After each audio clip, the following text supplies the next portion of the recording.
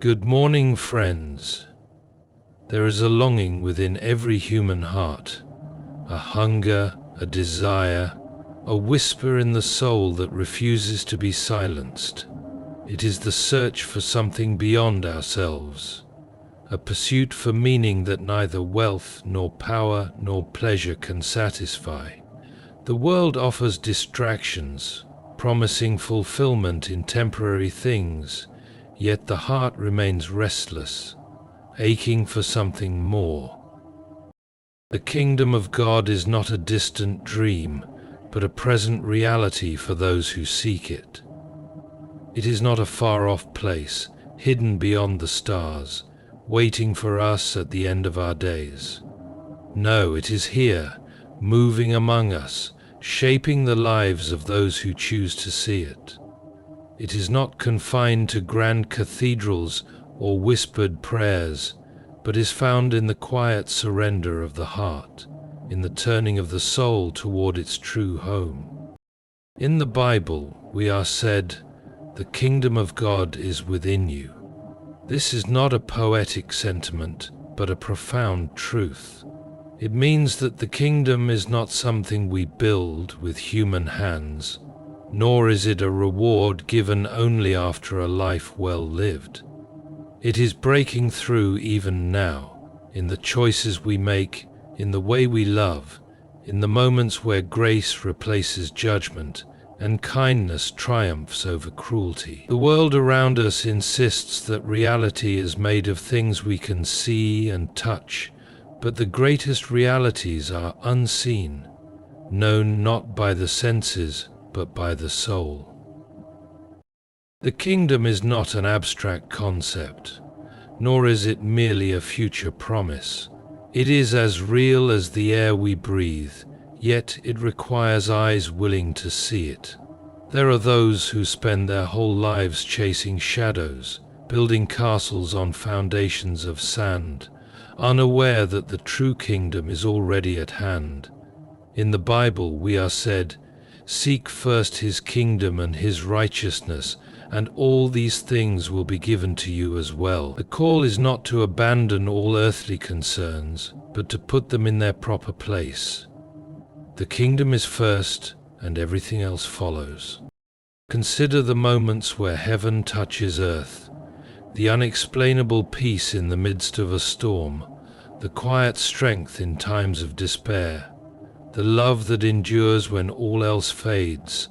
These are not coincidences, but glimpses of the kingdom. It is present wherever God reigns, in any heart that submits, in any life that reflects his goodness. It is not something we must wait for.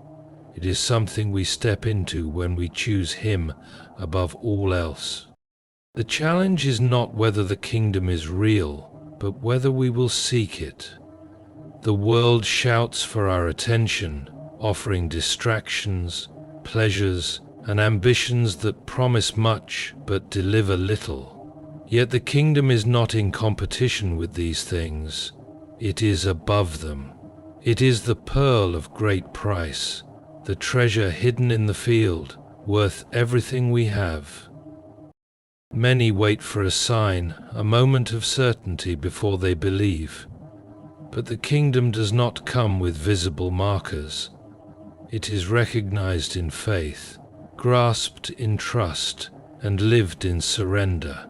It is not beyond reach, but already among us, waiting for those with the courage to seek it. The world promises happiness in many forms: wealth, status, possessions, and recognition. We are told that if we chase after these things, we will find the contentment we seek. Yet time and time again, those who reach the pinnacle of success often find themselves unfulfilled, restless, searching for something more. A heart filled with temporary treasures will always hunger for something greater, because it was not made for them. It was made for the eternal. In the Bible we are said, "What good is it for someone to gain the whole world, yet forfeit their soul?" This is the great paradox of life. The things we often value most are the very things that leave us empty. A man may acquire riches beyond measure, yet his soul may remain in poverty. A woman may achieve all the recognition the world can offer, yet her heart may ache with loneliness. The world urges us to chase after what is fleeting, but the kingdom of God calls us to something higher. The human soul was not designed to be satisfied with things that fade. The more we accumulate, the more we realize that possessions cannot fill the void within. There is a hunger in us that cannot be fed by material wealth, a thirst that no earthly success can quench. In the Bible we are said, "Do not store up for yourselves treasures on earth, where moths and vermin destroy, and where thieves break in and steal, but store up for yourselves treasures in heaven." These words remind us that true fulfillment does not come from what we can hold in our hands, but from what is written on our hearts. Seeking God's will means shifting our perspective. It means seeing life not through the lens of personal gain, but through the eyes of eternal purpose. The greatest joy is not found in achieving worldly success, but in knowing that we are walking in step with God. There is peace in surrendering our own plans and trusting that His plans are greater. When we let go of the pursuit of self and instead seek His kingdom, we discover a life far richer than anything the world can offer. The world will always demand more effort, more possessions, more recognition, but it will never be enough. Yet in seeking God's will, we find that we already have everything we need. The work of the kingdom is not in accumulating, but in giving, not in self-glorification, but in serving, not in seeking our own desires, but in fulfilling His. In the Bible we are said, "Blessed are those who hunger and thirst for righteousness, for they will be filled." To align our hearts with God's will is to be truly filled, to find a joy that is not dependent on circumstances, a peace that is not shaken by trials, and a purpose that is not bound by time. From the moment we wake up, the world pulls us in different directions. Responsibilities demand our attention, ambitions drive us forward, and distractions keep us occupied.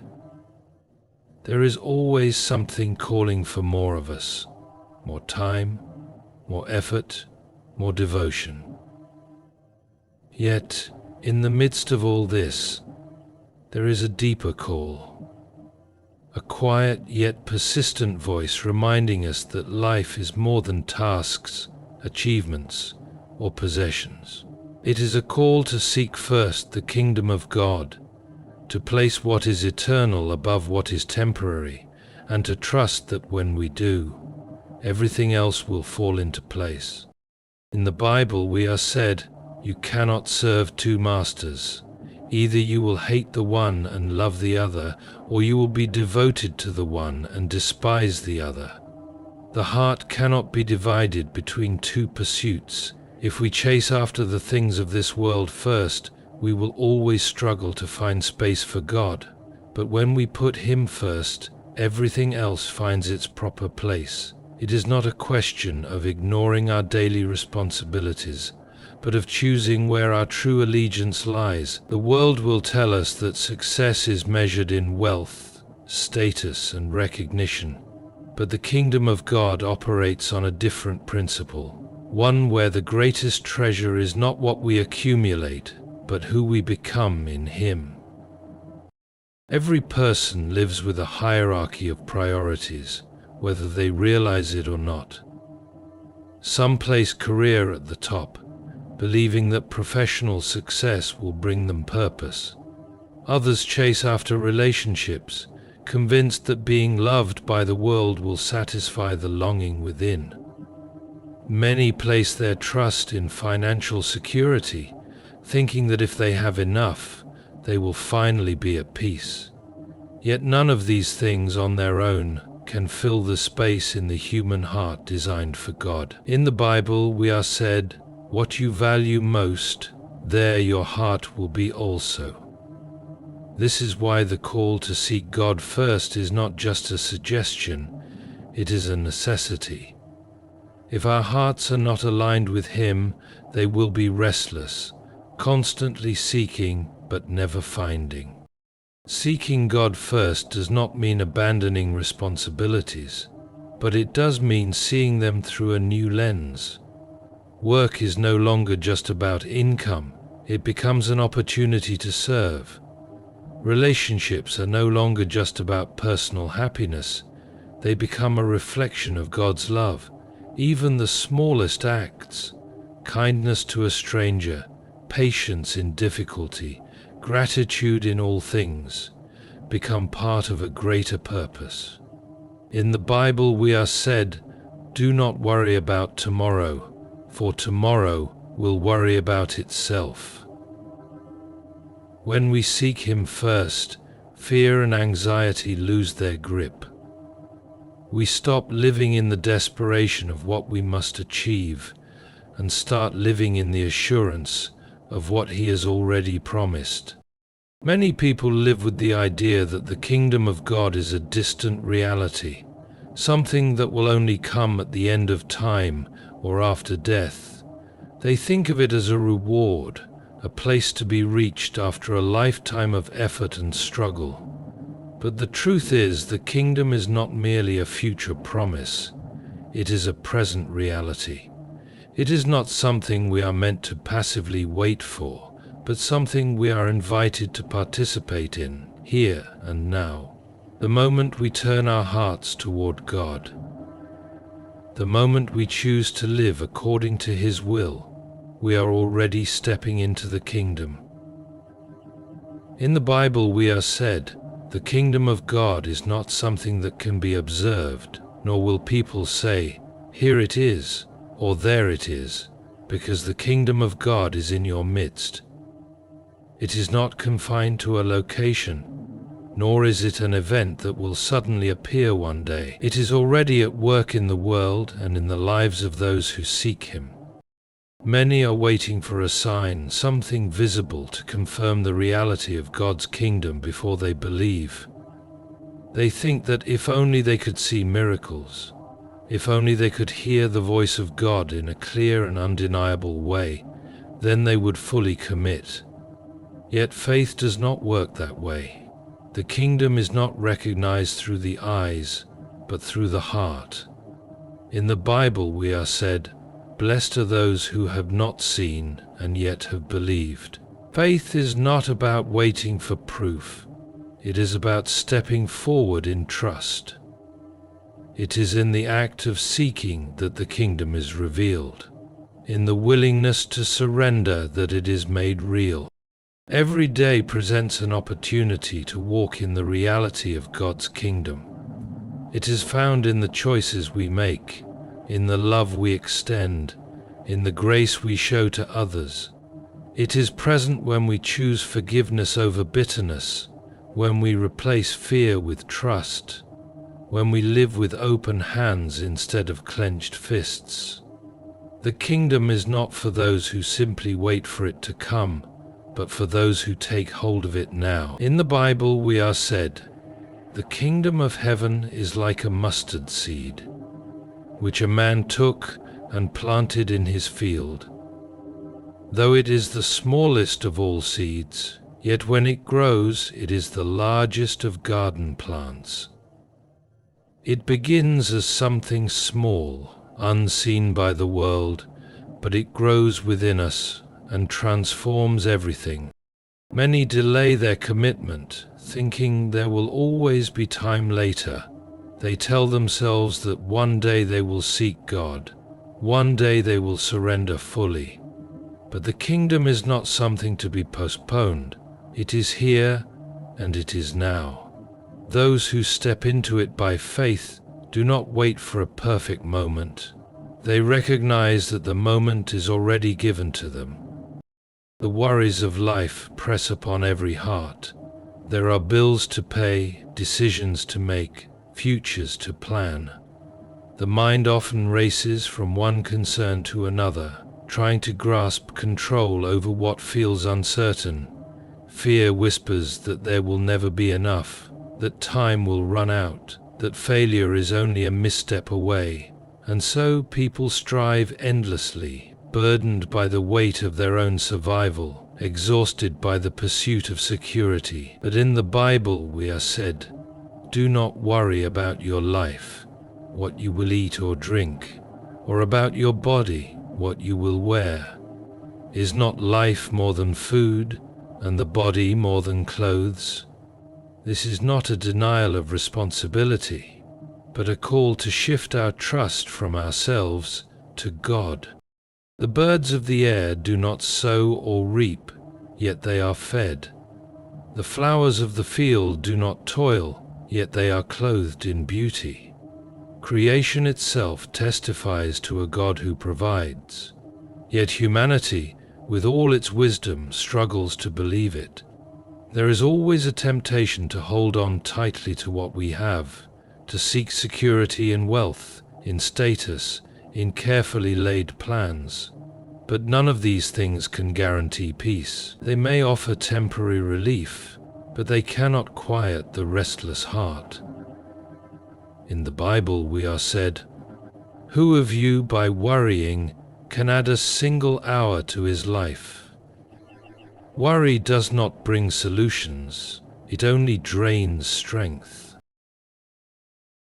To seek the kingdom first is to live with open hands, trusting that what is needed will be given. It does not mean a life without effort, but a life without fear. It means working diligently while knowing that provision ultimately comes from God. It means making plans but surrendering the outcome. It means understanding that true security is not found in what is stored up on earth, but in the one who holds all things. In the Bible we are said, "Your Father knows what you need before you ask Him."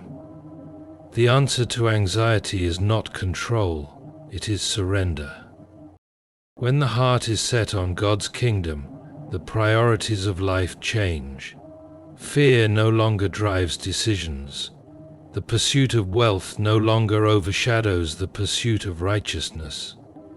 There is a freedom that comes from releasing the need to control everything. There is peace in knowing that God is faithful, that He provides not only for the body but for the soul. In the Bible we are said, "Seek first His kingdom and His righteousness, and all these things will be given to you as well." The things that once seemed so urgent begin to lose their power. The burdens that once felt unbearable become light. When the eyes are fixed on Him, everything else falls into place. Many chase happiness in the things of this world, believing that success, wealth, or recognition will finally bring the peace they long for. They set their sights on achievements, on possessions, on the approval of others, thinking that once they attain enough, they will feel whole. Yet time and time again, they reach the top of the mountain only to find that it was not high enough. The satisfaction is brief, the joy fleeting, and the hunger for more remains. In the Bible we are said, "What good is it for someone to gain the whole world, yet forfeit their soul?" The world promises fulfillment, but never delivers. True joy is not found in the abundance of possessions or in the applause of men. It is found in seeking what is eternal, in aligning one's heart with God's will. When the soul longs for something beyond this world, it is because it was never meant to be satisfied by this world. There is a restlessness within that cannot be stilled by earthly pleasures, because the heart was created for something greater. In the Bible, we are said, "You have made known to me the path of life. You will fill me with joy in your presence, with eternal pleasures at your right hand." The greatest joy comes not from what is temporary, but from what is eternal. The kingdom of God is not a burden, but a source of life. To seek it is not to be weighed down by rules or stripped of joy, but to step into the fullness of what life was always meant to be. The world often paints faith as a restriction, as something that limits freedom and suppresses pleasure. But the opposite is true. It is sin that enslaves, that binds people to their desires, that makes them chase after things that will never satisfy. In the Bible, we are said, "Where the Spirit of the Lord is, there is freedom." The pursuit of God does not chain the soul, it sets it free. Tevye. Those who seek the kingdom first are not left empty-handed. They do not walk away disappointed. They find a joy that is not dependent on circumstances, a peace that does not waver with the storms of life. They find purpose beyond themselves, a reason to wake up each morning that is not tied to their own success, but to something far greater. In the Bible we are said, "The kingdom of heaven is like treasure hidden in a field. When a man found it, he hid it again, and then in his joy went and sold all he had and bought that field." The things of this world pale in comparison to what God offers. Those who seek His kingdom do not lose, they gain everything. The pursuit of God's kingdom is not a loss, but the greatest gain. The world promises happiness in wealth, success, and recognition, yet these things fade, leaving the soul empty. True fulfillment is found in seeking what is eternal, in surrendering to God's will, and in trusting His provision. Fear and anxiety diminish when the heart is fixed on Him, for He provides all that is needed. Joy is not found in the abundance of possessions, but in knowing and walking with the One who created all things. The kingdom of God is not a burden, but a source of true freedom, peace, and purpose. When we seek Him first, everything else falls into place. In the Bible, we are said, "The kingdom of God is like a treasure. Those who find it are never left wanting, for they have gained the only thing that truly matters."